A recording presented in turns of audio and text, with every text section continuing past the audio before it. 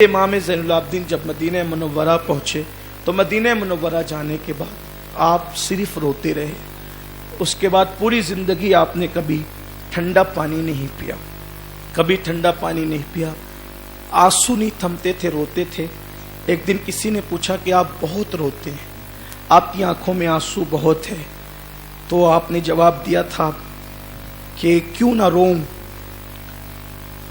کہ جو یعقوب علیہ السلام تھے انہوں نے تو ایک یوسف کھویا تھا, ایک یوسف کھو کر کے وہ اتنا روئے تھے کہ ان کی آنکھیں سفید ہو گئی تھی.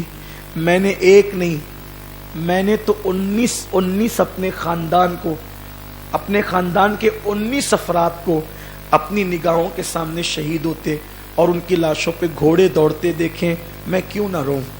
ایک بار امام زین العابدین کے چھوٹے بیٹے حضرت امام زید نے اپنے بڑے بھائی امام محمد باقر سے پوچھا کہ بھیا بابا کو جب دیکھو وہ روتے رہتے ہیں, کیوں اتنا روتے ہیں؟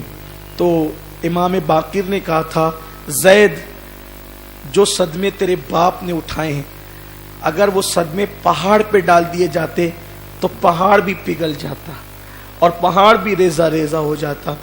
یہ امام زین العابدین کا حال تھا. آپ لوگوں سے بہت کم باتیں کرتے تھے, بہت مختصر باتیں کرتے تھے, اور آپ اپنی اکثر آمدنی کا حصہ مدینہ منورہ کے غریبوں میں خرچ کرتے تھے. حتیٰ کہ رات میں جب مدینے کے غریب سو جاتے تو آپ اپنے پیٹھ پر اناج اور سامان لاد کر چپکے سے ان غریبوں کے گھر پہ ڈال کر آتے اور اس پہ چٹھی لگا دیتے کہ یہ چوری کا یا لوٹ مار کا کوئی مال نہیں ہے, تمہارا یہ حق ہے اور ایک اللہ کے بندے کی طرف سے یہ تمہیں دیا جاتا ہے. چونکہ آپ کو خوف تھا کہ مدینے والے اب بھی اتنے نیک ہیں کہ اپنے آنگن میں یہ پڑا ہوا پا کر سوچیں کوئی مسافر چھوڑ تو نہیں گیا, تو وہاں چٹھی ڈال دی جاتی کہ یہ تمہارا حق ہے. تو لوگ ڈھونڈتے کہ آخر ایسا مدینے کے غریبوں کا کون غم گسار ہے کہ جو ہمارے ساتھ اتنا بہترین سلوک کرتا ہے. آخر کار امام زین العابدین کی زندگی لوگوں کو راس نہ آئی اور لوگوں نے پھر ایک دھوکہ کیا کہ امام زین العابدین کو بھی زہر دیا. بدبختوں نے ان کو بھی زہر دیا.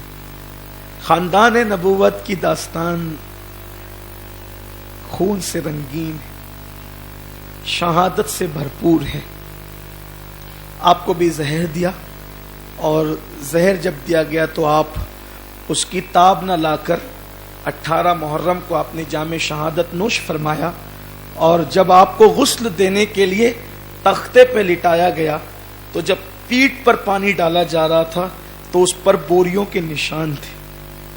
تو خاندان نبوت کے شہزادوں سے پوچھا گیا کہ امام زین العابدین تو کربلا کے بعد باہر نکلتے ہوئے بہت کم دیکھے گئے, تو یہ پیٹھ کے نشانات, پیٹھ پہ نشانات تو بوریوں کے مزدوروں کی پیٹھ پہ ہوتے ہیں, یہ نشان کیسے ہیں؟